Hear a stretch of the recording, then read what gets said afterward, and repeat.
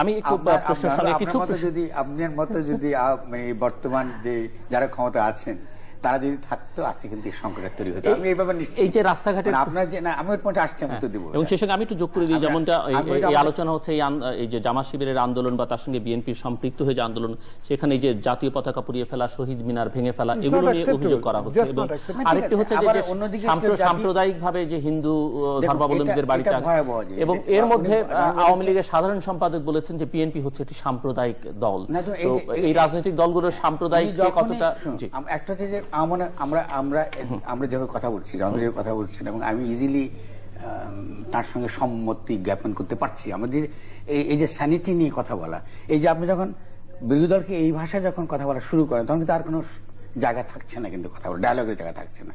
আমাদেরকে মূল প্রশ্ন হচ্ছে উনি তারপর প্রাইভেট প্রপার্টি ধ্বংস করা ঠিক না? অফকোর্স ঠিক না ওটা।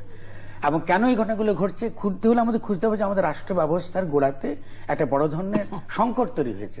এটা বিএনপিকে আপনি এখন নিন্দা করলে কোনো লাভ হচ্ছে না, জামাত শিবিরকে নিন্দা করলে এখন লাভ হচ্ছে না। এখন সমস্ত দেশ দুভাগে বিভক্ত হয়ে গেছে ইতিমধ্যে। আমরা রাজনীতির গুণগত পরিবর্তন ঘটে গেছে। এটা কিন্তু আমি আর আপনি কিন্তু কথা বলে কিনা আমরা একত্র আর করতে পারছি না।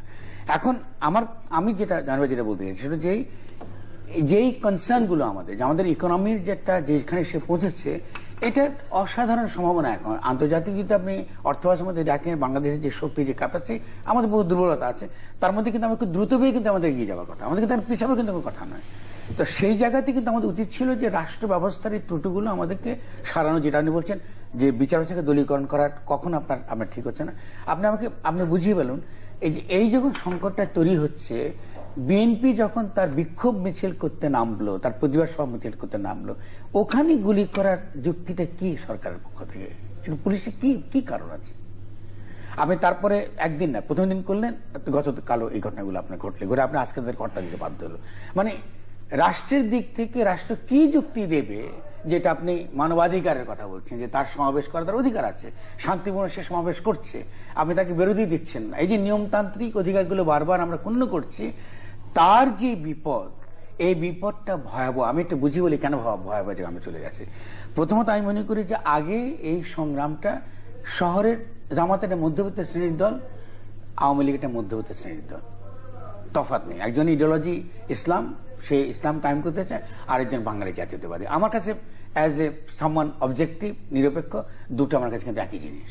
কিন্তু এখন সমস্যা কি দাঁড়িয়েছে দেখুন, আপনি শ্রেণীগতভাবে যদি আপনি দেখেন তাহলে শহরের মধ্যবিত্ত শ্রেণী যারা ওই ফাঁসি বলছে, শহরের স্কোয়ারে দাঁড়িয়ে কথাগুলো বলছে, এটা কিন্তু ছড়িয়ে গেছে কিন্তু গ্রামে। সাইদি গেছে, তাকে যখন ফাঁসির রাটে যখন দেওয়া হলো, আপনি ইতিমধ্যে প্রায় বোধহয় 90-100-150 লোক কিন্তু ইতিমধ্যে নিহত হয়েছে, শহীদ হয়ে গেছে ওদের ভাষায়।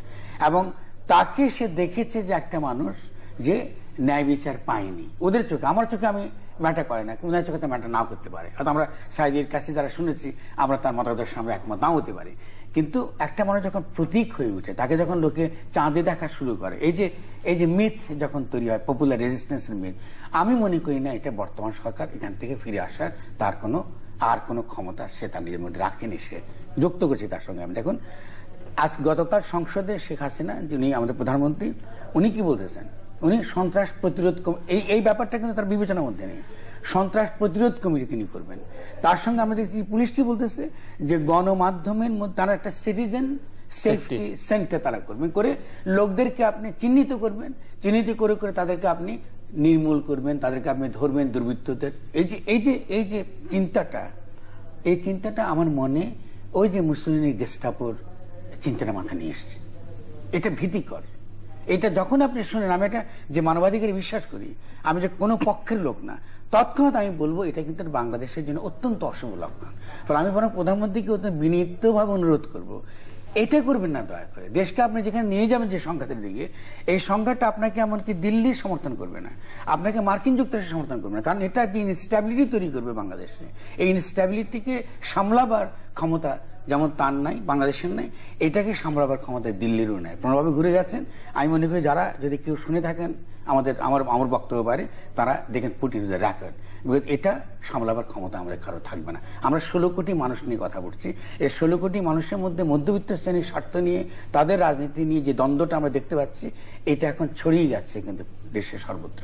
ফলে আমাদেরকে বুঝতে হবে যে আমাদেরকে স্যানিটি থাকতে হবে মাথার মধ্যে, আমাদের একটুখানি আমরা জ্ঞানে হুঁশে আসতে হবে এবং আমাদেরকে নিয়ে আসতে হবে যে আমাদের ওই যেটা আপনি বললেন প্যারাডাইম, গণতান্ত্রিক যে নীতি, ওটা আমাদেরকে সকলকে মানতে হবে। আমি আপনাকে আপনার